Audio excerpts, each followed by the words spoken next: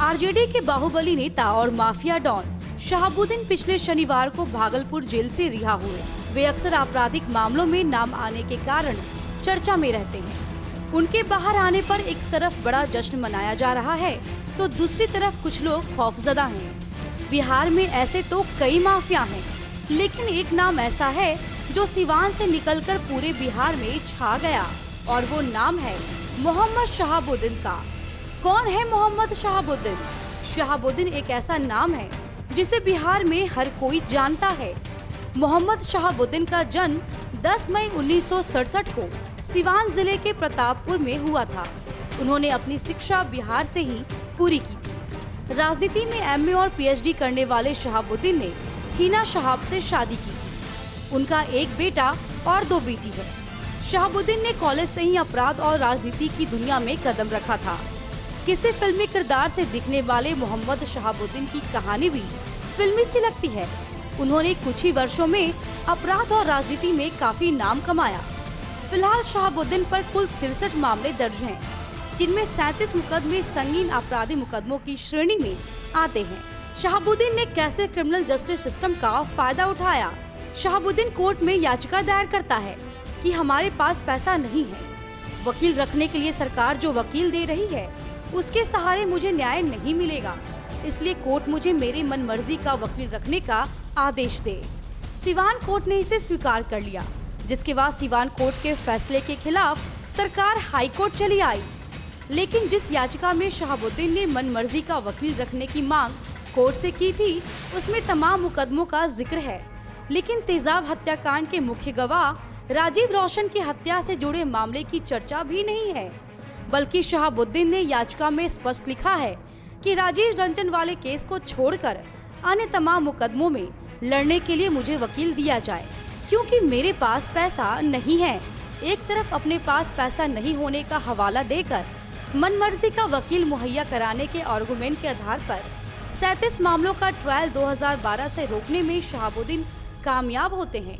वहीं दूसरी ओर हाईकोर्ट में ही बड़े बड़े वकील के सहारे राजीव रंजन मामले में जमानत के लिए शहाबुद्दीन लगातार याचिका दायर कर रहे थे। अपराध की दुनिया में पहला कदम 80 के दशक में शहाबुद्दीन का नाम पहली बार आपराधिक मामले में सामने आया था। 1986 में उनके खिलाफ पहला आपराधिक मुकदमा दर्ज हुआ था। इसके बाद उनके नाम एक के बाद एक कई आपराधिक मुकदमे लिखे गए। शहाबुद्दीन के बढ़ते हौसले को देखकर पुलिस ने सिवान के हुसैनगंज थाने में शहाबुद्दीन की हिस्ट्री शीट खोल दी, जिसके बाद शहाबुद्दीन को ए श्रेणी का हिस्ट्री शीटर घोषित कर दिया गया। छोटी उम्र में ही अपराध की दुनिया में शहाबुद्दीन जाना माना नाम बन गया। उनकी ताकत लगातार बढ़ती जा रही थी। राजनीति में शहाबुद्दीन का उदय। राजनीतिक गलियारों में शहाबुद्दीन का नाम उस वक्त चर्चाओं में आया जब शहाबुद्दीन ने लालू यादव की छत्रछाया में जनता दल की युवा इकाई में कदम रखा। राजनीति में सितारे बुलंद थे। पार्टी में आते ही शहाबुद्दीन को अपनी ताकत और दबंगई का फायदा मिला। पार्टी ने 1990 में विधानसभा का टिकट दिया।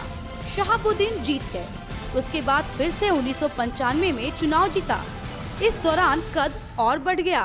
ताकत को देखते हुए पार्टी ने 1996 में उन्हें लोकसभा का टिकट दिया और शहाबुद्दीन की जीत हुई। 1997 में राष्ट्रीय जनता दल के गठन और लालू यादव की सरकार बन जाने से शहाबुद्दीन की ताकत और भी बढ़ गई थी। आतंक का दूसरा नाम बन गए थे शहाबुद्दीन। 2001 में राज्यों में सिविल लिबर्टीज के लिए पीपल्स यूनियन की एक रिपोर्ट में खुलासा किया था कि राज्य सरकार कानूनी कार्रवाई के दौरान शहाबुद्दीन को संरक्षण दे रही थी। सरकार के संरक्षण में वह खुद ही कानून बन गए थे। सरकार की ताकत ने उन्हें एक नई चमक दी थी। पुलिस शहाबुद्दीन की आपराधिक गतिविधियों की तरफ से आंखें बंद किए रहती थी। शहाबुद्दीन का आतंक इस कदर था कि किसी ने भी उस दौर में उनके खिलाफ किसी भी मामले में गवाही देने की हिम्मत नहीं की। सिवान जिले को वह अपना जागीर समझते थे, जहां उनकी इजाजत के बिना पत्ता भी नहीं हिलता था। पुलिस और प्रशासनिक अधिकारी रहे निशाने पर। ताकत के नशे में चूर मोहम्मद शहाबुद्दीन इतना अभिमानी हो गए थे कि वह पुलिस और प्रशासनिक अधिकारियों को कुछ नहीं समझते थे। आए दिन अधिकारियों से मारपीट करना उनका शगल बन गया था। यहाँ तक कि पुलिस वालों पर गोली भी चला देते थे। मार्च 2001 में जब पुलिस आरजेडी के स्थानीय अध्यक्ष मनोज कुमार पप्पू के खिलाफ एक वारंट तामील करने पहुंची थी तो शहाबुद्दीन ने गिरफ्तारी करने आए अधिकारी संजीव कुमार को थप्पड़ जड़ दिया था और उनके आदमियों ने पुलिस वालों की पिटाई भी की थी। पुलिस और शहाबुद्दीन समर्थकों के बीच गोलीबारी। मनोज कुमार पप्पू प्रकरण से पुलिस महकमा सख्ते में था। पुलिस ने मनोज और शहाबुद्दीन की गिरफ्तारी करने के मकसद से शहाबुद्दीन के घर छापेमारी की थी। इसके लिए बिहार पुलिस की टुकड़ियों के अलावा उत्तर प्रदेश पुलिस की भी मदद ली गई थी। छापे की उस कार्रवाई के दौरान 2 पुलिस कर्मियों समेत 10 लोग मारे गए थे। पुलिस के वाहनों में आग लगा दी गई थी। मौके से पुलिस को 3 AK-47 भी बरामद हुई थी। शहाबुद्दीन और उसके साथी मौके से भाग निकले। इस घटना के बाद शहाबुद्दीन पर कई मुकदमे दर्ज किए गए थे। सिवान में चलती थी शहाबुद्दीन की हुकूमत। 2000 के दशक तक सिवान जिले में शहाबुद्दीन एक समानांतर सरकार चला रहे थे। उनकी अपनी एक अदालत थी जहां लोगों के फैसले हुआ करते थे। वह खुद सिवान की जनता के पारिवारिक विवादों और भूमि विवादों का निपटारा करते थे। यहाँ तक कि जिलों के डॉक्टरों की परामर्श फीस भी वही तय करते थे। कई घरों के वैवाहिक विवाद भी वह अपने तरीके से निपटाते थे। वर्ष 2004 में लोकसभा चुनाव के दौरान उन्होंने कई जगह खास ऑपरेशन किए थे जो मीडिया की सुर्खियां बन गए थे। जेल से लड़ा चुनाव, अस्पताल में लगाया दरबार। 1999 में एक CPI MLA कार्यकर्ता के अपहरण और संदिग्ध हत्या के मामले में शहाबुद्दीन को लोकसभा 2004 के चुनाव से 8 माह पहले गिरफ्तार कर लिया गया था। लेकिन चुनाव आते ही शहाबुद्दीन ने मेडिकल के आधार पर अस्पताल में शिफ्ट होने का इंतजाम कर लिया। अस्पताल का एक पूरा फ्लोर उनके लिए रखा गया था जहां वह लोगों से मिलते थे, बैठकें करते थे, चुनाव तैयारियों की समीक्षा करते थे। वहीं से फोन पर वह अधिकारियों नेताओं को कहकर लोगों के काम कराते थे। अस्पताल के उस फ्लोर पर उनकी सुरक्षा के भारी इंतजाम थे। हालात ये थे कि पटना हाई कोर्ट ने ठीक चुनाव से पहले कुछ दिन पहले सरकार को शहाबुद्दीन के मामले में सख्त निर्देश दिए। कोर्ट ने शहाबुद्दीन को वापस जेल भेजने के लिए कहा था। सरकार ने मजबूरी में शहाबुद्दीन को जेल वापस भेज दिया, लेकिन चुनाव में 500 से ज्यादा बूथ लूट लिए गए थे। आरोप था कि यह काम शहाबुद्दीन के इशारे पर किया गया था। लेकिन दोबारा चुनाव होने पर भी शहाबुद्दीन सिवान से लोकसभा सांसद बन गए थे। चुनाव के बाद कई JDU कार्यकर्ताओं की हत्या भी हुई थी। हत्या और अपहरण के मामले में हुई उम्र कैद। साल 2004 के चुनाव के बाद से शहाबुद्दीन का बुरा वक्त शुरू हो गया था। इस दौरान शहाबुद्दीन के खिलाफ कई मामले दर्ज किए गए। राजनीतिक रंजिश भी बढ़ गई थी।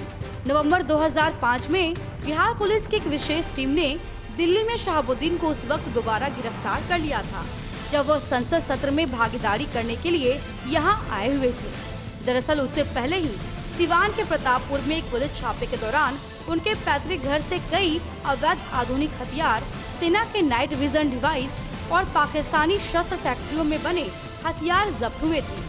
हत्या, अपहरण, बमबारी, अवैध हथियार रखने और जबरन वसूली करने के कई मामले शहाबुद्दीन पर हैं। अदालत ने शहाबुद्दीन को उम्र कैद की सजा सुनाई थी।